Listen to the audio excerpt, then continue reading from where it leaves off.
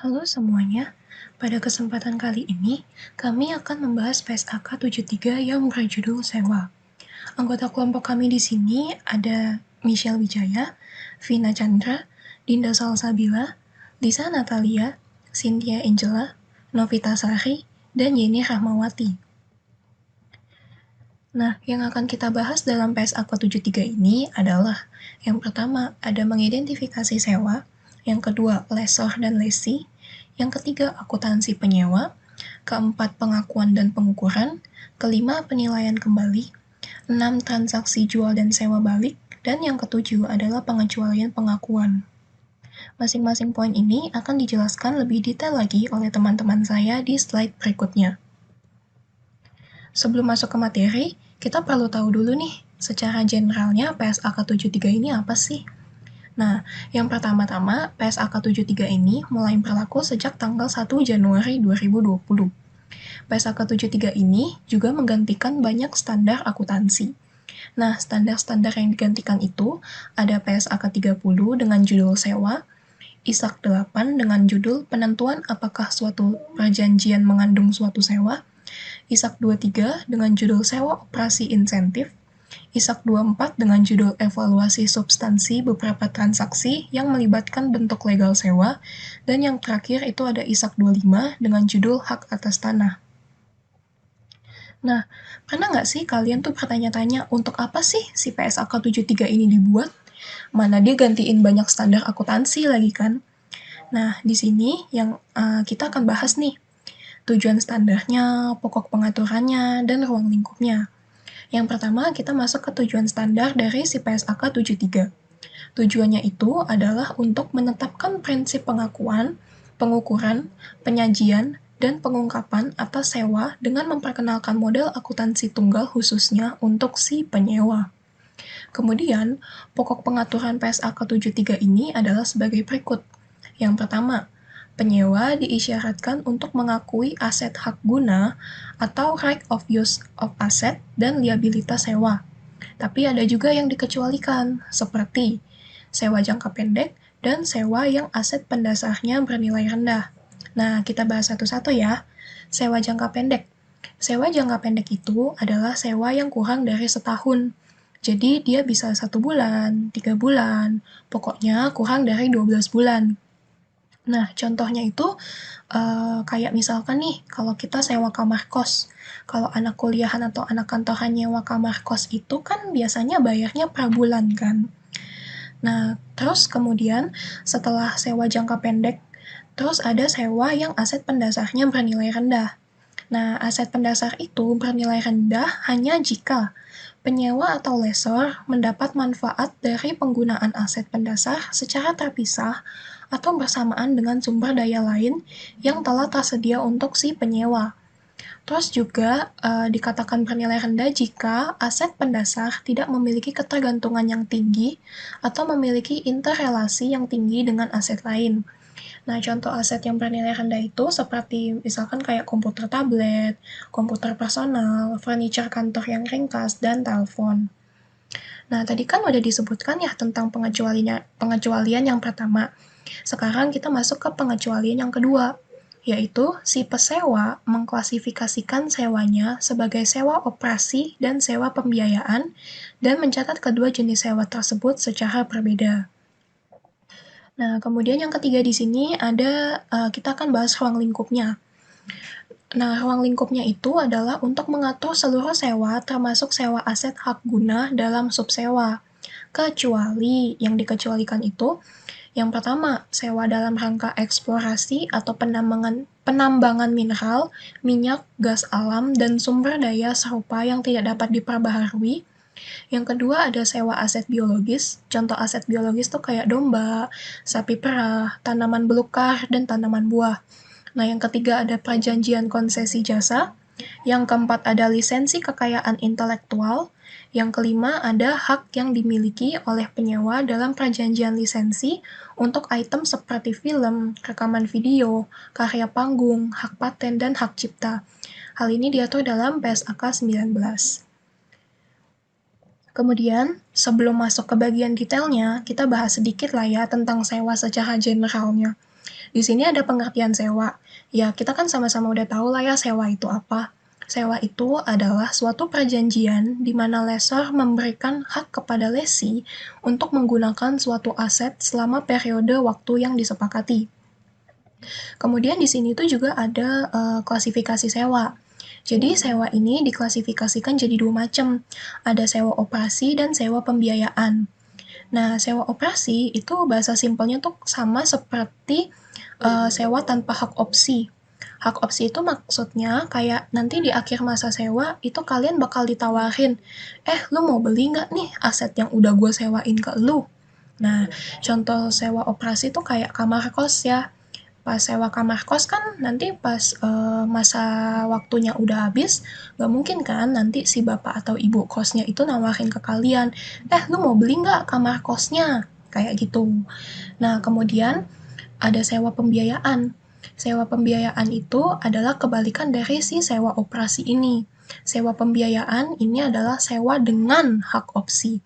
Contohnya kayak kredit motor. Oke, berikutnya akan dilanjutkan oleh teman saya.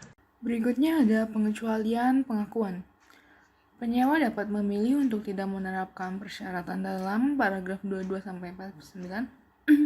Untuk paragraf 22-49 itu salah satu isinya adalah sewa mensyaratkan agar pada tanggal permulaan penyewa mengakui aset hak guna dan liabilitas sewa, mengukur aset hak guna pada biaya perolehannya, dan mengukur liabilitas sewa pada nilai kini pembayaran sewa yang belum dibayar pada tanggal permulaan. Pembayaran sewa didiskontokan dengan menggunakan suku bunga implisit dalam sewa jika suku bunga tersebut dapat ditentukan. Entitas dapat menggunakan suku bunga pinjaman inkremental penyewa jika suku bunga implisit dalam sewa tidak dapat ditentukan. Di sini ada sewa jangka pendek dan sewa yang aset pendasarnya bernilai rendah. Jika penyewa memilih untuk tidak menerapkan persyaratan dalam paragraf 22-49 tadi, baik untuk sewa jangka pendek maupun untuk sewa yang aset pendasarnya bernilai rendah, maka penyewa mengakui pembayaran sewa yang terkait dengan sewa tersebut sebagai beban baik dengan dasar garis lurus selama masa sewa maupun dasar sistematik lainnya. Penyewa menerapkan dasar sistematik lainnya jika dasar tersebut lebih mempresentasikan pola manfaat penyewa. Sedangkan jika penyewa mencatat sewa jangka pendek dengan menerapkan ketentuan sebelumnya, maka penyewa mempertimbangkan sewa tersebut sebagai sewa baru untuk tujuan pernyataan ini. Jika terdapat modifikasi sewa atau terdapat perubahan masa sewa. Sebagai contoh, penyewa mengeksekusi opsi yang sebelumnya tidak termasuk dalam penentuan masa sewanya.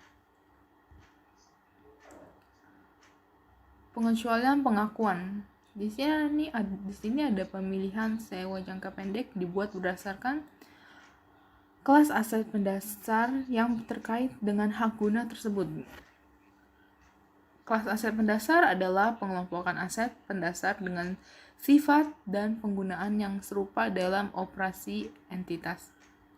Pemilihan untuk sewa yang aset pendasarnya bernilai rendah dapat dilakukan atas dasar sewa per sewa. Pengecualian. Tadi kan disebutkan sewa jangka pendek itu berarti kurang dari 12 bulan tidak mengandung opsi beli. Sewa aset bernilai rendah, aset pendasar tidak memiliki ketergantungan atau interrelasi dengan aset lain. Rendah secara absolut menurut IFRS 5000 tanpa memperhatikan materialitas. Ketika aset baru bernilai material, maka penilaian dari aset baru, jika aset disubsewakan maka tidak memenuhi aset bernilai rendah. Contoh laptop, HP, furniture. Selanjutnya kita akan membahas mengenai identifikasi sewa. Suatu kontrak merupakan atau mengandung sewa jika kontrak tersebut memberikan hak untuk mengendalikan penggunaan aset identifikasian selama suatu jangka waktu untuk dipertukarkan dengan imbalan. Jangka waktu di sini dapat dideskripsikan sebagai jumlah penggunaan aset identifikasian, misalnya unit produksi. Kemudian, entitas perlu menilai kembali kontrak jika syarat dan ketentuan kontrak mengalami perubahan. Selanjutnya, mengidentifikasi sewa. Dapat dikatakan sebagai aset identifikasian apabila ditetapkan secara eksplisit atau secara implisit. Kemudian, pemasok atau supplier tidak memiliki hak substitusi atau substantif. Lalu, bagian kapasitas aset secara fisik dapat dibedakan. Dalam penerapan PSAK 30 tentang sewa, penyewa hanya perlu mengidentifikasi apakah sewa tergolong sewa operasi atau sewa guna usaha. Akan tetapi, dalam PSAK 73, hal ini wajib diberlakukan pada awal kontrak sewa. Tahapan untuk mengidentifikasi bahwa apakah transaksi tersebut mengandung kontrak sewa atau tidak, yang pertama, apakah itu aset identifikasi? Jika tidak, kontrak berarti tidak mengandung sewa. Jika ya, apakah penyewa secara substansial mendapat manfaat ekonomik dari penggunaan aset? Jika tidak, berarti kontrak tidak mengandung sewa. Jika iya, apakah penyewa mengarahkan penggunaan aset? Jika tidak, berarti kontrak tidak mengandung sewa. Dan jika ya, berarti kontrak mengandung sewa. Memisahkan komponen sewa. Untuk kontrak yang merupakan atau mengandung sewa, entitas mencatat masing-masing komponen sewa dalam kontrak sebagai sewa secara terpisah dari komponen non-sewa dari kontrak, kecuali cara praktis. Selanjutnya akan dijelaskan oleh teman saya. Oke, di sini ada lessor dan leasing. Nah, apa sih lessor itu? Lessor itu adalah pihak yang menyediakan fixed aset atau barang-barang modal lainnya. Sedangkan leasing, pihak yang menyewa atau yang menggunakan fixed aset. Nah, di sini ada masa sewanya. Entitas menentukan masa sewa sebagai periode sewa yang tidak dapat dibatalkan. Yang pertama, periode yang dicakup oleh opsi untuk memperpanjang sewa jika penyewa cukup pasti untuk mengeksekusi opsi tersebut. Yang kedua, periode yang dicakup oleh opsi untuk menghentikan sewa jika penyewa cukup pasti untuk tidak mengeksekusi opsi tersebut. Nah, dalam menilai penyewa cukup atau tidaknya mengeksekusi opsi ini, nah dalam PSAK 73 paragraf 19 mensyaratkan agar entitas mempertimbangkan seluruh fakta dan keadaan yang relevan. Nah, ada beberapa contoh fixed asset yang dapat kita sewa seperti bangunan, mesin, mobil, dan fixed asset lainnya. Lalu untuk selanjutnya di sini aku akan membahas yang namanya akuntansi penyewa. Nah, di dalam PSAK 73 ini, si penyewa atau lessee ini disyaratkan untuk mengakui hak aset hak guna maksudnya, atau right of use asset, dan juga liabilitas sewa. Nah, pengakuan aset hak guna ini tuh memiliki beberapa kriteria ya yang harus dipenuhi sama semua perusahaan yang menerapkan PSAK itu sendiri. Yang pertama itu ada tingkat materialitas aset, yang kedua ada jangka waktu aset, dan yang terakhir ada hak substansial pada aset. Nah, kalau ketiga syarat yang barusan aku sebutin itu udah terpenuhi, maka lessee atau penyewa itu wajib mencatat transaksi sewanya sebagai aset hak guna. Nah, ibaratnya ringkasnya itu kalau di PS 73, si penyewa ini tuh mesti membukukan hampir semua transaksi sewanya sebagai sewa finansial. Kan ada juga tuh yang namanya pembukuan sewa operasi atau operating list. Nah, kalau operating list itu hanya boleh dilakukan atas transaksi sewa yang berjangka pendek dan juga bernilai rendah. Nah, kalau operating list ini tuh contohnya kayak sewa handphone, laptop, dan yang lain-lain. Nah, di slide pertama ini kita akan membahas tentang model akuntansi tunggal. Nah, di sini ada 2 poin. Yang pertama itu penyewa mengakui aset dan liabilitas untuk seluruh sewa dengan masa sewa lebih dari 1 tahun, kecuali kalau aset pendasarnya itu bernilai rendah. Lalu untuk poin yang kedua, Penyewa mengakui aset hak guna yang merepresentasikan haknya untuk menggunakan aset pendasar sewaan dan juga berlaku untuk liabilitas sewa ya, yang merepresentasikan kewajibannya untuk membayar sewa. Di model akuntansi sewa sebelumnya itu mensyaratkan penyewa dan pesewa untuk mengklasifikasikan sewanya sebagai sewa pembiayaan atau sewa operasi, atau yang tadi aku barusan sebut operating lease, dan mencatat kedua jenis sewa tersebut secara berbeda. Nah, model tersebut itu dikritisi ya sama beberapa orang karena tidak mampu memenuhi kebutuhan pengguna laporan keuangan karena nggak selalu memberikan representasi yang tepat atas transaksi penyewaan. Khususnya model itu tuh tidak mensyaratkan penyewa untuk mengakui aset dan liabilitas yang timbul dari sewa operasi atau operating lease tadi. Lalu di akuntansi penyewa juga ada pengukurannya. Nah, yang pertama itu penyewa mengukur aset hak guna dengan cara yang serupa dengan aset non keuangan lainnya. Atau kayak misalnya perhitungannya itu sama kayak aset tetap. Dan liabilitas sewa dengan cara yang serupa dengan liabilitas keuangan lainnya. Nah, sebagai konsekuensinya, penyewa itu mengakui penyusutan aset hak guna dan bunga atas liabilitas sewa, serta mengklasifikasikan pembayaran kas untuk liabilitas sewa menjadi bagian pokok dan bagian bunga, serta menyajikannya ke dalam laporan arus kas dengan menerapkan PSAK 2 yang berisikan tentang laporan arus kas.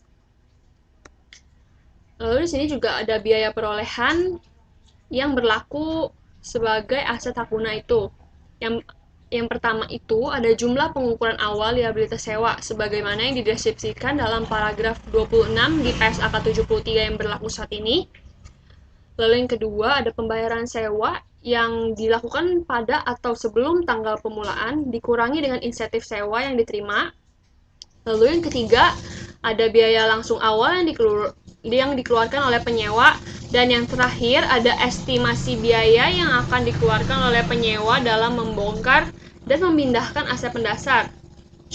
Maksudnya tuh kayak renovasi atau sejenisnya. Nah, penyewa ini dikenai kewajiban atas biaya-biaya tersebut ya, baik pada tanggal pemulaan atau sebagai konsekuensi dari telah menggunakan aset pendasar selama periode tertentu. Lalu untuk selanjutnya, akuntansi penyewa juga ada teknik pengukurannya. Seperti yang sebelumnya sudah dijelaskan, sewa itu mencakup persyaratan pengungkapan untuk penyewa.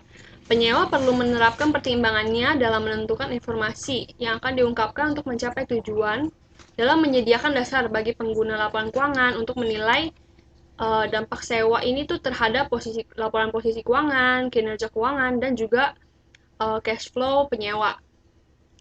Nah, di teknik pengukuran ini tuh ada 2 poin penting. Yang pertama itu ada aset dan liabilitas yang timbul dari sewa. Pada awalnya diukur berdasarkan nilai kini atau present value yang berlaku saat itu. Nah, yang kedua, ada pengukuran tersebut termasuk pembayaran sewa yang tidak dapat dibatalkan, termasuk pembayaran terkait inflasi, dan juga termasuk pembayaran yang akan dilakukan pada periode opsional. Jika penyewa atau perusahaan ini tuh cukup pasti untuk mengeksekusi opsi perpanjangan sewa atau tidak mengeksekusi opsi penghentian sewa. Sekian dari saya. Terima kasih.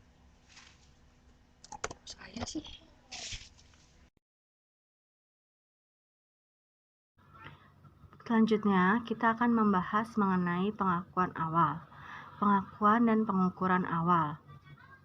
Pada tanggal permulaan, penyewa mengakui aset hak guna dan liabilitas sewa, juga mengukur aset hak guna pada biaya perolehannya, serta mengukur liabilitas sewa pada nilai kini pembayaran sewa yang belum dibayar pada tanggal permulaan, yang dimana pembayaran sewa didiskontokan dengan menggunakan suku bunga implisit dalam sewa jika suku bunga tersebut dapat ditentukan. Juga dapat menggunakan suku bunga pinjaman inkremental penyewa jika suku bunga implisit dalam sewa tidak dapat ditentukan. Selanjutnya ada pembayaran sewa yang terdiri dari yang pertama pembayaran tetap, yaitu termasuk pembayaran tetap secara substansi sebagaimana dideskripsikan dalam paragraf PP 42 yang dikurangi dengan piutang insentif sewa. Yang kedua, ada pembayaran sewa variabel yang bergantung pada indeks atau suku bunga yang pada awalnya diukur dengan menggunakan indeks atau suku bunga pada tanggal permulaan. Yang ketiga, yaitu jumlah yang diperkirakan akan dibayarkan oleh penyewa dalam jaminan nilai residual. Yang keempat, harga eksekusi opsi beli, jika penyewa cukup pasti untuk mengeksekusi opsi tersebut, yaitu dinilai dengan mempertimbangkan faktor yang dideskripsikan dalam paragraf PP 37 sampai PP 40. Dan yang kelima, pembayaran penalti karena penghentian sewa jika masa sewa merefleksikan penyewa mengeksekusi opsi untuk menghentikan sewa. Selanjutnya, kita akan membahas mengenai akuntansi penyewa. Pengukuran selanjutnya. Setelah tanggal permulaan, penyewa mengukur aset hak guna dengan menerapkan model biaya, kecuali entitas menerapkan model pengukuran lain, dan mengukur liabilitas sewa untuk merefleksikan bunga atas liabilitas sewa, sewa yang telah dibayar, dan penilaian kembali atau modifikasi sewa atau pembayaran sewa tetap secara substansi, revisian, serta mengukur kembali liabilitas sewa untuk merefleksikan perubahan pembayaran sewa. Selanjutnya, kita akan membahas lebih lanjut mengenai pengukuran selanjutnya aset. Untuk menerapkan model biaya, penyewa mengukur aset hak guna pada biaya perolehan, yang dimana dikurangi dengan akumulasi penyusutan dan akumulasi kerugian penurunan nilai yang diatur dalam PSAK 48 dan juga disesuaikan dengan pengukuran kembali liabilitas sewa yang ditetapkan dalam paragraf 36C terkait revaluasi atau fair value. Yang kedua, penyewa menerapkan persyaratan penyusutan dalam PSAK 16 yang terkait aset tetap dalam menyusutkan aset hak guna dengan mempertimbangkan persyaratan dalam paragraf 32, yaitu yang pertama, jika biaya perolehan aset hak guna merefleksikan penyewa akan mengeksekusikan opsi beli, maka penyewa menyusutkan aset hak guna dari tanggal permulaan hingga akhir umur manfaat aset pendasar. Yang kedua, jika tidak, maka penyewa menyusutkan aset hak guna dari tanggal permulaan hingga tanggal yang lebih awal antara akhir umur manfaat aset hak guna atau akhir masa sewa. Kita bahas juga lebih lanjut mengenai pengukuran selanjutnya liabilitas sewa. Setelah tanggal permulaan, penyewa mengukur liabilitas sewa dengan yang pertama, meningkatkan jumlah tercatat untuk merefleksikan bunga atas liabilitas sewa. Yang kedua, mengurangi jumlah tercatat untuk merefleksikan sewa yang telah dibayar. Dan yang ketiga, mengukur kembali jumlah tercatat untuk merefleksikan penilaian kembali atau modifikasi sewa yang ditetapkan dalam paragraf 39 sampai 46 atau untuk merefleksikan pembayaran sewa tetap secara substansi revisian yang dapat kita lihat pada paragraf PP 42. Dan juga di mana bunga atas liabilitas sewa pada masing-masing periode selama masa sewa adalah jumlah yang menghasilkan suku bunga periodik yang konstan atas sisa saldo liabilitas sewa. Selanjutnya, kita akan membahas tentang penilaian kembali liabilitas sewa. Yang pertama, penyewa mengakui jumlah pengukuran kembali liabilitas sewa sebagai penyesuaian terhadap aset hak guna. Akan tetapi, jika jumlah tercatat aset hak guna berkurang menjadi 0 dan masih terdapat pengurangan dalam pengukuran liabilitas sewa, maka penyewa mengakui sisa jumlah pengukuran kembali dalam laba rugi.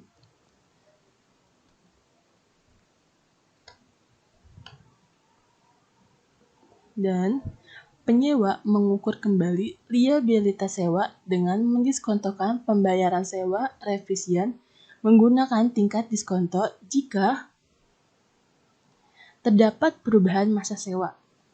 Sebagaimana dideskripsikan dalam paragraf 20-21, penyewa menentukan pembayaran sewa revision berdasarkan masa sewa revisian, atau terdapat perubahan pada penilaian atas opsi untuk membeli aset pendasar, dinilai dengan mempertimbangkan kejadian dan keadaan yang dideskripsikan kembali lagi di paragraf 20-21 dalam konteks jual beli atau opsi beli. Penyewa menentukan pembayaran sewa revisian untuk merefleksikan perubahan dalam jumlah terutang dalam opsi beli. Selanjutnya, kita akan membahas tentang akuntansi penyewa. Yang pertama, ada modifikasi sewa.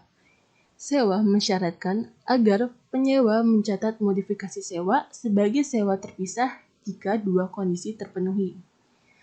Yang kedua, ada penyajian dan pengungkapan untuk penyewa.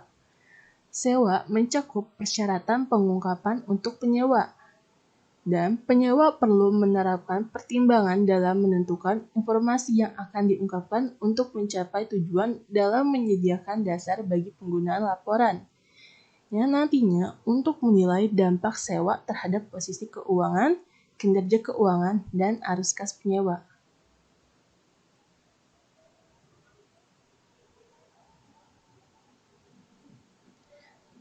Masih tentang akuntansi penyewa, selanjutnya ada prinsip pengakuan. Sewa secara substansial melanjutkan persyaratan akuntansi untuk pesewa yang telah diatur dalam PSAK 30, dan pesewa tetap mengklasifikasikan sewanya sebagai sewa operasi atau sewa pembiayaan dan mencatat kedua sewa tersebut secara berbeda. Yang terakhir ada penyajian dan pengungkapan untuk penyewa. Sewa mensyaratkan agar aset pendasar sewa operasi disajikan dalam laporan posisi keuangan sesuai dengan sifat aset pendasar tersebut. Mensyaratkan pengungkapan informasi yang memberikan dasar bagi pengguna laporan keuangan untuk menilai dampak sewa terhadap laporan keuangan pesewa, khususnya untuk pengungkapan tambahan bagi pesewa tentang eksposur risiko pesewa, terutama terkait dengan risiko nilai residual. Selanjutnya, kita akan membahas tentang transaksi jual dan sewa balik. Terdapat 3 keadaan. Yang pertama, jika pengalihan aset memenuhi PSAK 72, maka penjual penyewa mengukur aset hak guna yang timbul dari sewa balik pada proporsi jumlah tercatat aset sebelumnya yang terkait dengan hak guna yang dipertahankan oleh penjual penyewa. Penjual penyewa mengakui hanya jumlah untung atau rugi yang terkait dengan hak yang dialihkan ke pembeli pesewa. Atau pembeli pesewa mencatat pembelian aset dengan menerapkan pernyataan yang relevan dan untuk sewa dengan menerapkan persyaratan akuntansi pesewa dalam pernyataan ini. Selanjutnya ada keadaan jika nilai tidak sama dengan nilai wajar. Jika nilai aset tidak sama dengan nilai wajar aset,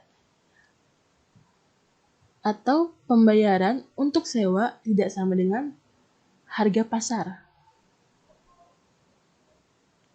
maka entitas melakukan penyesuaian di bawah ini untuk mengukur hasil penjualan pada nilai wajar.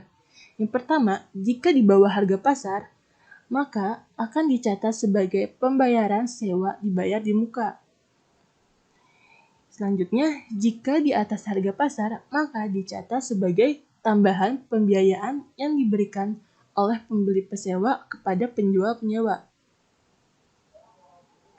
Selanjutnya, di keadaan ketiga, di mana entitas mengukur kemungkinan penyesuaian berdasarkan mana yang lebih dapat ditentukan dari yang pertama ada selisih antar nilai wajar imbalan penjualan dan nilai wajar aset, dan selisih antara nilai kini pembayaran kontraktual sewa dan nilai kini pembayaran sewa pada harga pasar. Yang terakhir, masih tentang transaksi jual dan sewa balik. Jika entitas penjual penyewa mengalihkan aset kepada entitas lain atau pembeli pesewa dan menyewa aset tersebut kembali dari pembeli pesewa, maka baik penjual, penyewa maupun pembeli pesewa mencatat kontrak pengalihan dan sewa. Dan entitas menerapkan persyaratan penentuan kapan kewajiban pelaksanaan dalam PSAK 72. Pendapatan dari kontrak dengan pelanggan telah terpenuhi untuk menentukan apakah pengalihan aset dicatat sebagai penjualan aset tersebut. Sekian dari kelompok kami. Terima kasih atas waktunya. Mohon maaf apabila ada kesalahan. Halo teman-teman semua, pada kali ini kelompok kami yang terdiri dari saya, Michelle Wijaya, dan teman-teman saya, Lydia Winata, Savana, Vina Chandra, Dinda Salsabila, Lisa Natalia, dan Cynthia Angela, akan menjelaskan materi terkait PSAK 48, penurunan nilai aset. Nah, yang pertama, kita harus tahu dulu apa tujuan dan ruang lingkup dari PSAK 48. Tujuan PSAK 48 yaitu mengatur perlakuan akuntansi aktiva yang turun nilainya dan konsekuensi penurunan nilai tersebut.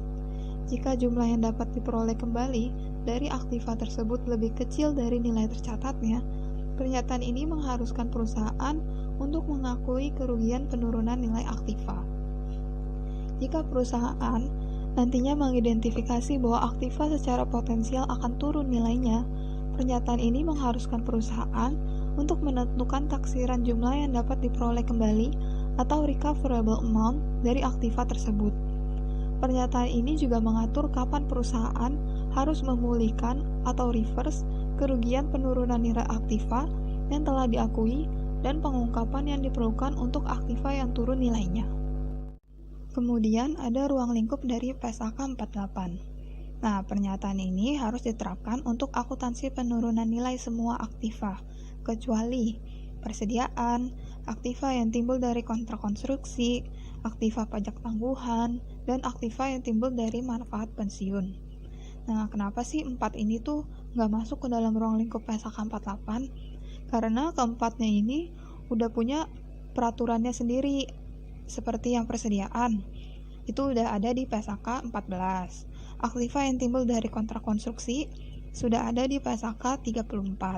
Aktiva pajak tangguhan sudah ada dalam PSAK 46, dan aktiva yang timbul dari manfaat pensiun sudah ada dalam PSAK nomor 20. Nah, kemudian ada identifikasi aktiva yang secara potensial turun nilainya. Suatu aktiva turun nilainya jika nilai tercatatnya melebihi nilai yang dapat diperoleh kembali. Penurunan nilai aktiva tersebut diakui sebagai kerugian dalam laporan keuangan. Dalam paragraf 7 sampai dengan 12 menjelaskan indikasi kemungkinan terjadinya kerugian penurunan nilai aktiva. Jika terdapat indikasi suatu aktiva turun nilainya, perusahaan harus menentukan taksiran nilai yang dapat diperoleh kembali. Jika tidak terdapat indikasi penurunan nilai aktiva, risiko terjadinya kerugian penurunan nilai adalah kecil, sehingga perusahaan tidak perlu menentukan taksiran nilai yang dapat diperoleh kembali. Pada setiap tanggal neraca, perusahaan harus mereview ada atau tidaknya indikasi penurunan nilai aktiva. Jika terdapat indikasi penurunan nilai aktiva, perusahaan harus menaksir jumlah yang dapat diperoleh kembali dari aktiva tersebut. Dalam mengidentifikasi terdapat atau tidaknya penurunan nilai aktiva, paling tidak perusahaan harus mempertimbangkan beberapa hal sebagai berikut. Yang pertama, informasi dari luar perusahaan, informasi dari dalam perusahaan, dan aktiva yang pada tahun terakhir sebelumnya disajikan sebesar nilai pakainya.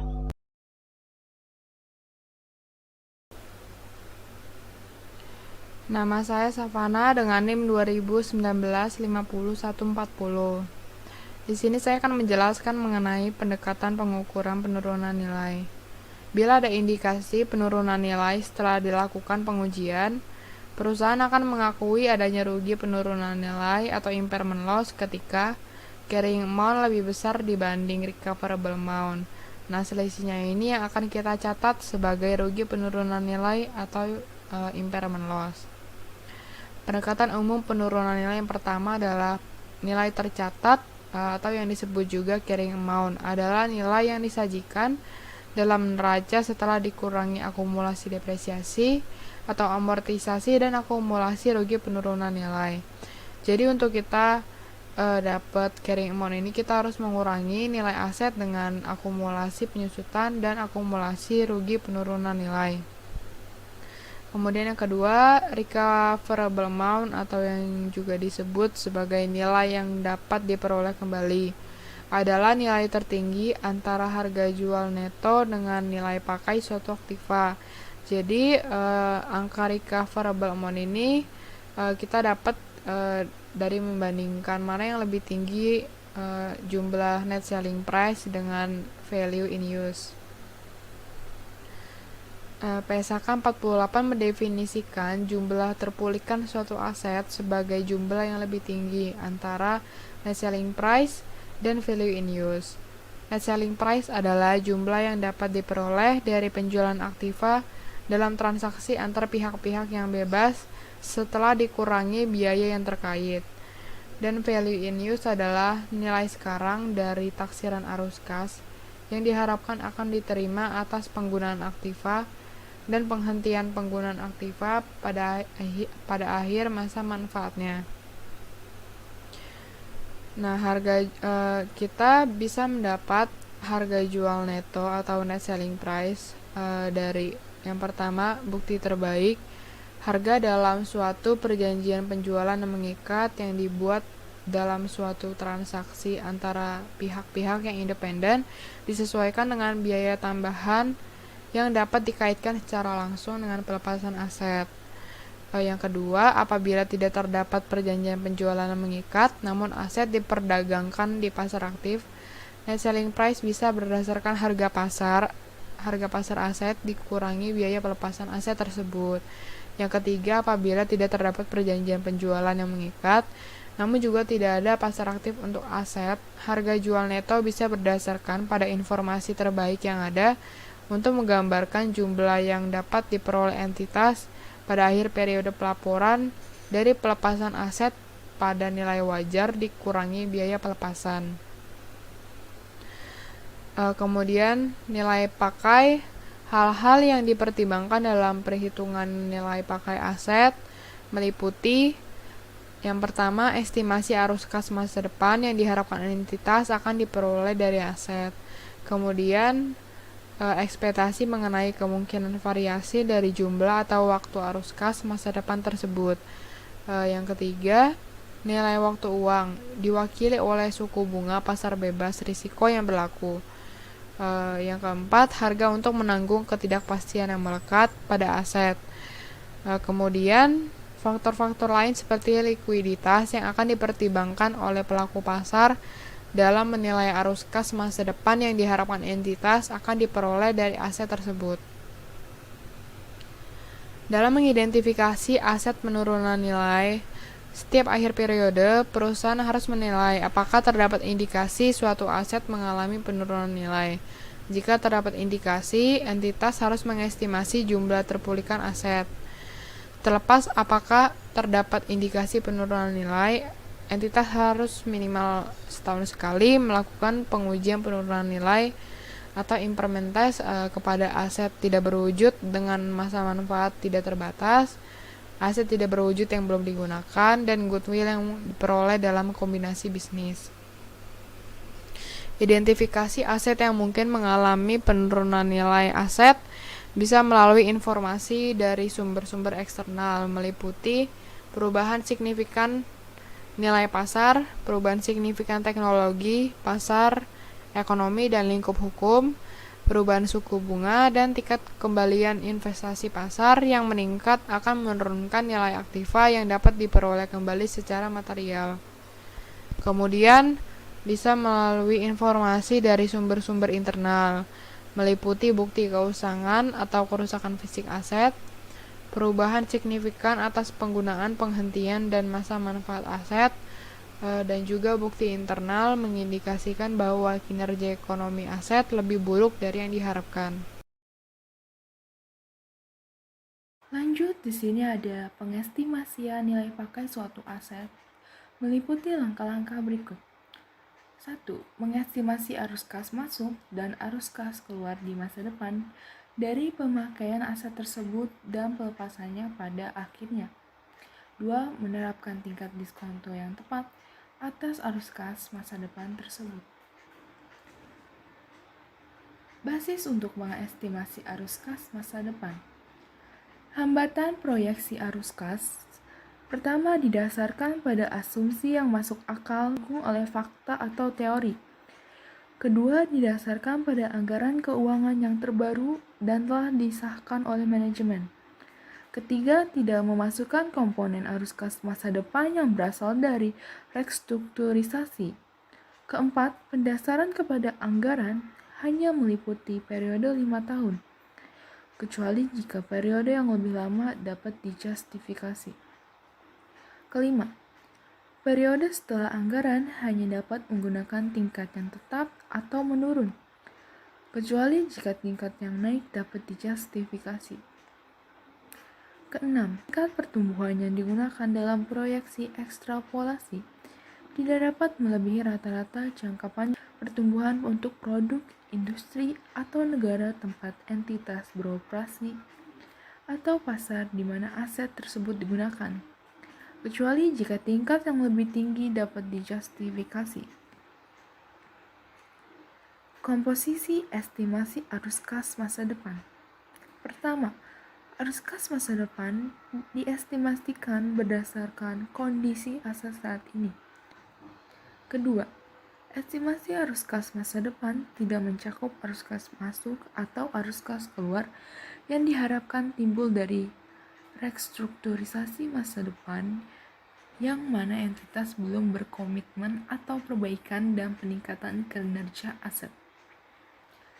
Lanjut, estimasi arus kas masa depan tidak termasuk arus kas masuk dan keluar dari aktivitas pendanaan dan penerimaan dan pembayaran pajak penghasilan. Arus kas valuta asing masa depan. Arus kas masa depan diestimasi dalam suatu mata uang ketika akan dihasilkan kemudian didiskonto menggunakan suatu tingkat diskonto yang tepat untuk suatu mata uang tersebut.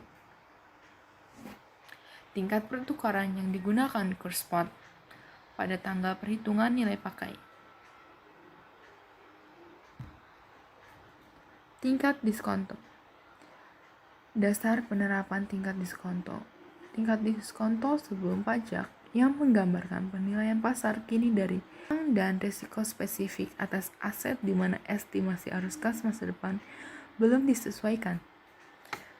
Tingkat diskonto yang mencerminkan penilaian pasar kini atas nilai waktu uang dan risiko spesifik atas aset tertentu adalah tingkat pengembalian yang disyaratkan investor jika seandainya mereka hendak memilih suatu investasi yang menghasilkan arus kas dengan jumlah, waktu, dan profil risiko yang sama dengan yang entitas harapkan akan dihasilkan dari aset tersebut. Oke, berikutnya akan dilanjutkan oleh saya, Cynthia Angela, dengan NIM 2019-50163. Sekarang kita masuk ke pengakuan dan pengukuran kerugian penurunan nilai aktiva. Di sini akan dibahas 3 poin. Poin pertama, jika nilai terpulihkan aset atau yang bisa kita sebut dengan recoverable amount lebih kecil dari nilai tercatatnya atau carrying amount, maka nilai tercatat aktiva harus diturunkan menjadi sebesar nilai yang dapat diperoleh kembali. Bahasa gampangnya itu kayak jika recoverable amount-nya lebih kecil dari si carrying amount, maka akan terjadi impairment. Nah, di sini saya akan kasih ilustrasi. Di sini ada carrying amount, ada recoverable amount, ada fair value less cost to sell, dan ada value in use. Recoverable amount itu didapat dari membandingkan antara fair value less cost to sell dengan value in use. Sekarang kita lihat di sini bahwa fair value less cost to sell adalah senilai 180.000. Sedangkan value in use-nya senilai 175.000. Kita bandingkan dan kita ambil angka yang paling besar. antara dua angka ini kan yang paling besar itu 180.000, maka 180.000 lah yang akan menjadi angka recoverable amount. Kemudian kita akan membandingkan antara carrying amount dengan recoverable amount. Di sini dicontohkan bahwa carrying amount-nya itu senilai 200.000 dan recoverable amount-nya itu senilai 180.000. Jika kita balik lagi ke sini, jika nilai recoverable amount-nya lebih kecil dari si carrying amount, maka akan terjadi impairment. Di sini akan terjadi impairment. Impairment itu tadi kan sudah dibahas bahwa impairment itu adalah penurunan nilai aset, dimana kalau aset kita turun berarti kita akan mengalami kerugian atau loss. Jadi di sini akan ada impairment loss. Terus selisihnya itu adalah sebesar 20.000. Nah, 20.000-nya ini yang nanti akan kita jurnal angkanya. Jurnalnya itu adalah loss on impairment di debit senilai 20.000 pada accumulated depreciation equipment. Ini untuk accumulated depreciation-nya itu tergantung asetnya ya. Kalau asetnya terdepresiasi, maka kita akan pakai accumulated depreciation strip asetnya apa. Kalau misalkan dia melakukan impairment pada land atau intangible asset, maka itu kita bisa langsung tulis nama asetnya aja. Misalkan loss on impairment pada land atau loss on impairment pada patent, franchise, goodwill, dan lain-lain. Terus di sini, penurunan tersebut merupakan rugi, penurunan nilai aktiva, dan harus segera diakui sebagai beban pada laporan laba rugi. Kemarin kan kita sudah belajar bahwa kalau loss on impairment itu akan masuk ke other income and expense. Oke, nextnya. Nah, poin yang kedua, jika jumlah taksiran kerugian penurunan nilai aktiva lebih besar dari nilai tercatat aktiva, perusahaan harus mengakui kewajiban hanya jika hal ini diwajibkan dalam PSAK lain. Contohnya itu di dalam PSAK 16 yang membahas tentang fixed asset. Terus poin ketiga, setelah kerugian penurunan nilai aktiva diakui atau si loss impairment-nya diakui, beban depresiasi atau amortisasi aktiva untuk periode yang akan datang harus disesuaikan agar mencerminkan alokasi nilai tercatat yang telah direvisi. Setelah dikurangi nilai sisa jika ada secara sistematis selama sisa periode depresiasi atau amortisasi. Untuk poin ketiga akan ada ilustrasi lagi. Nah, di sini saya ambil contoh. Tadi kan dibilang bahwa kita harus menyesuaikan si loss on impairment-nya ini. Nah, di sini carrying amount-nya itu senilai 14 juta, sedangkan recoverable amount-nya ini senilai 11 juta. Akan ada selisih sebesar 3 juta kan. 3 jutanya ini kemudian akan kita masukkan ke jurnal loss on impairment pada accumulated depreciation sebesar 3 juta. Nah, kalau di periode selanjutnya dia ada impairment lagi nih. Di sini dengan soal yang sama dia terjadi impairment lagi. Carrying amount sebesar 6.500.000 dan recoverable amount senilai 10 juta. Ada selisih 3.500.000. Karena sebelumnya kita udah menjurnal loss on impairment 3 juta, maka di jurnal untuk periode yang kedua ini kita cuma boleh menjurnal sebesar si angka loss impairment yang sebelumnya aja. Kita harus sesuaikan itu. Jadi jurnalnya itu adalah accumulated depreciation pada recovery of impairment loss senilai 3 juta. 500.000-nya ini itu nggak akan diakui oleh perusahaan. Oke, nextnya di sini ada pemulihan rugi penurunan nilai. Nah, di sini ada 3 poin lagi yang akan saya bahas. Yang pertama, nilai tercatat aktiva yang rugi penurunan nilainya telah diakui harus dinaikkan kembali menjadi sebesar nilai yang dapat diperoleh kembali, hanya jika terjadi perubahan dalam taksiran yang digunakan untuk menentukan nilai aktiva yang dapat diperoleh kembali sejak saat terakhir kali rugi penurunan nilai dan harus diakui segera sebagai laba dalam laporan laba rugi. Untuk poin kedua, kenaikan nilai tercatat aktiva tidak boleh melebihi nilai tercatat yang seharusnya diakui atau dikurangi amortisasi atau depresiasi, seandainya pada tahun sebelumnya tidak ada pengakuan rugi penurunan nilai aktiva. Yang poin ketiga, setelah kerugian penurunan nilai dipulihkan kembali, beban depresiasi atau amortisasi aktiva di masa depan harus disesuaikan untuk mengalokasikan nilai tercatat aktiva yang telah direvisi, dikurangi nilai sisa dengan dasar sistematis selama sisa periode depresiasi atau amortisasi. Berikutnya akan dilanjutkan oleh teman saya.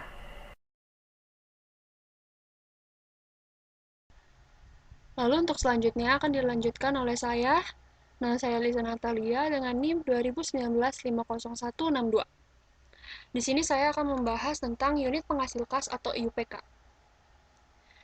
Di sini tertera ya kalau UPK itu adalah kelompok terkecil aktiva yang menghasilkan aliran kas masuk dari penggunanya. Aliran kas masuk tersebut tidak tergantung pada aliran kas masuk dari aktiva atau kelompok aktiva lain. Atau UPK ini bisa kita sebut dengan Cash Generating Unit. Nah, pengakuan dan pengukuran kerugian penurunan nilai aktiva ini tercatat di PSAK 48 di poin nomor 46, di mana nilai yang dapat diperoleh kembali dari setiap aktiva harus ditaksir secara individual. Jika hal ini tidak dapat dilakukan, perusahaan harus menentukan nilai yang dapat diperoleh kembali dari unit penghasil kas. Nah, jumlah terpulihkan dari aset individual ini tidak dapat ditentukan jika yang pertama, nilai paket aset tidak dapat diestimasi mendekati nilai wajarnya, dikurangi biaya pelepasan. Dan yang kedua, aset tidak menghasilkan arus kas masuk yang independen dari kelompok aset lain. Nah, di dalam kasus ini, nilai pakai dan jumlah terpulihkan dapat ditentukan hanya untuk unit penghasil kas aset. Nah, UPK aset ini merupakan kelompok terkecil dari aset yang termasuk aset tersebut dan menghasilkan arus kas masuk yang independen dari arus kas masuk dari aset atau kelompok aset lain. Nah, di mana jumlah terpulihkan dari UPK itu adalah jumlah yang paling tinggi antara nilai wajar unit penghasil kas dikurangi dengan biaya pelepasan nilai pakainya. Nah, untuk selanjutnya kita akan membahas tentang identifikasi nilai tercatat dan nilai yang dapat diperoleh kembali dari UPK dan juga kerugian penurunan nilai UPK. Nah, tentang identifikasi nilai tercatat dan nilai yang dapat diperoleh kembali dari UPK ini tercatat di PSAK 48 di poin 49. Yakni, nilai tercatat UPK harus meliputi nilai tercatat semua aktiva yang secara langsung dapat dikaitkan atau dialokasikan dengan dasar yang andal dan konsisten pada unit penghasil kas. Lalu di poin 51, nilai tercatat UPK suatu aktiva harus ditentukan dengan mengurangkan kewajiban dari nilai tercatat aktiva tersebut hanya jika nilai yang dapat diperoleh kembali dari UPK tidak dapat ditentukan tanpa mempertimbangkan kewajiban tersebut. Oke, untuk selanjutnya di sini dibahas juga tentang jumlah tercatat dari UPK tersebut ini. Yang pertama itu dia mencakup hanya jumlah tercatat dari aset-aset yang dapat diatribusikan langsung atau dialokasikan dengan dasar yang layak dan konsisten. Lalu yang B atau yang kedua tidak mencakup jumlah tercatat dari setiap liabilitas yang diakui, kecuali jumlah terpulihkan dari UPK tidak dapat ditentukan tanpa mempertimbangkan liabilitas tersebut. Nah, kerugian penurunan nilai UPK ini tercatat di PSAK 48.55, kerugian penurunan nilai unit penghasil kas harus diakui jika nilai yang dapat diperoleh kembali dari unit tersebut lebih kecil daripada jumlah agregat nilai tercatat semua aktiva dalam unit tersebut. Yang ke-56, jika nilai yang dapat diperoleh kembali dari aktiva tidak dapat ditentukan secara individual, kerugian penurunan nilai harus diakui untuk aktiva tersebut hanya jika kerugian penurunan nilai diakui untuk UPK aktiva tersebut. Nah, seperti yang tadi saya bilang di poin 55, kerugian ini harus diakui ya untuk UPK jika dan hanya jumlah terpulihkan dari unit tersebut lebih kecil dari jumlah tercatatnya. Lalu dialokasikan untuk mengurangi jumlah tercatat aset dari unit tersebut dengan urutan sebagai berikut. Nah, yang pertama itu kita harus mengurangi jumlah tercatat atas setiap goodwill yang dialokasikan ke UPK tersebut. Nah, selanjutnya ke aset lain dari unit tersebut dibagi pro rata atas dasar jumlah tercatat setiap aset di dalam unit tersebut.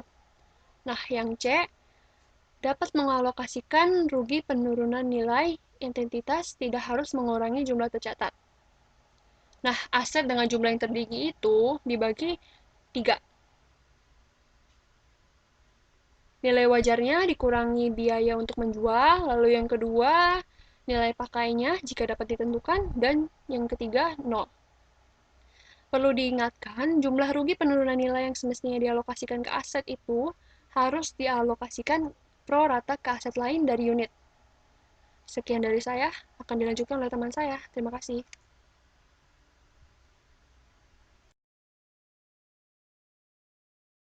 Selanjutnya akan dilanjutkan oleh saya, Lydia Winata. Pembalikan suatu rugi penurunan nilai.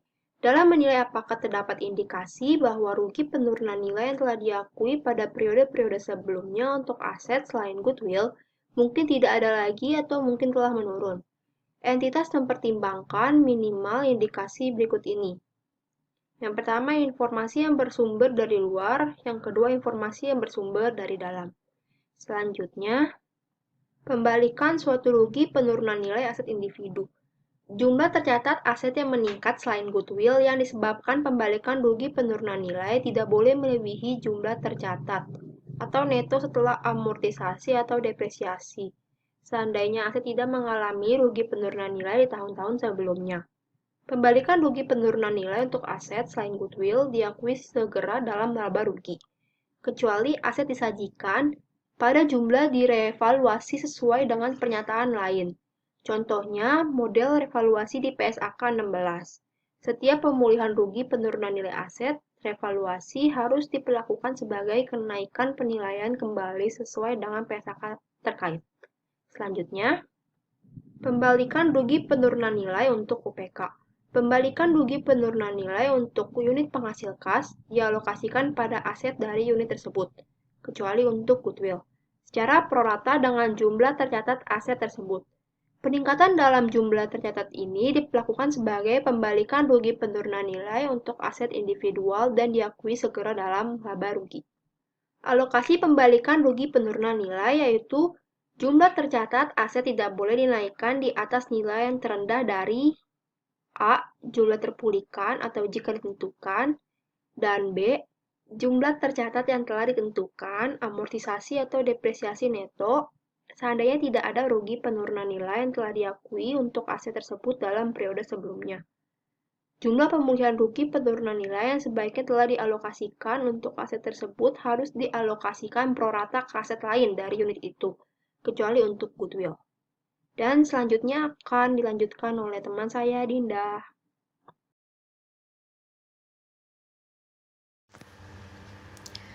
Baik, di sini saya akan menjelaskan penurunan nilai goodwill. PT Lili memiliki 80% kepemilikan PT Kenanga dengan membayar sebesar 16M pada 1 Januari 2010. Setelah tanggal akuisisi, aset bersih yang dapat diidentifikasi memiliki nilai sebesar 15M. Sehingga nilai wajar aset bersih bisa diidentifikasi hanya sebesar 15M. Nilai aset bersih yang diakuisisi 80% kita kali dengan 15M sama dengan 12M. Biaya kombinasi bisnisnya sebesar 16M, goodwill-nya 4M, PT Kenanga merupakan UPK. Pada 31 Desember 2010, nilai yang dapat dipulihkan dari PT Lili hanya sebesar 10M. Lalu, kita menguji penurunan nilai pada PT Kenanga. Asumsinya, depresiasi aset yang dapat diidentifikasi sebesar 1,5M selama tahun 2010. Nilai tercatat brutonya 4M, pada goodwill-nya 4M, aset yang dapat diidentifikasinya 15M dengan total 19M. Akumulasi depresiasinya di goodwill tidak ada. Aset yang dapat diidentifikasinya 1,5M dengan minus, totalnya 1,5M. Nilai tercatat pada goodwill-nya 4M, aset yang dapat diidentifikasinya 13,5M dengan hasil dengan pengurangan 15M dikurang 1,5M. Lalu totalnya 17,5M. Goodwill minoritasnya kita 1M, aset yang dapat diidentifikasinya tidak ada, totalnya 1M. Nilai tercatat yang disesuaikan sebesar 5M. Aset yang dapat diidentifikasinya 13,5M dengan total 18,5M. Selanjutnya, kesimpulan yang dapat kita ambil ini nilai yang tercatat dapat dipulihkan hanya 10M. Nah, Total yang nilai tercatat telah disesuaikan kan 18, itu lebih kecil dari nilai tercatat telah disesuaikan, maka terjadi penurunan nilai sebesar 8,5 M. Bagian 2, kita mengalokasikan kerugian penurunan nilai. Nah, nilai tercatat brutonya masih sama dengan yang tadi, totalnya 19 M, akumulasi depresiasinya juga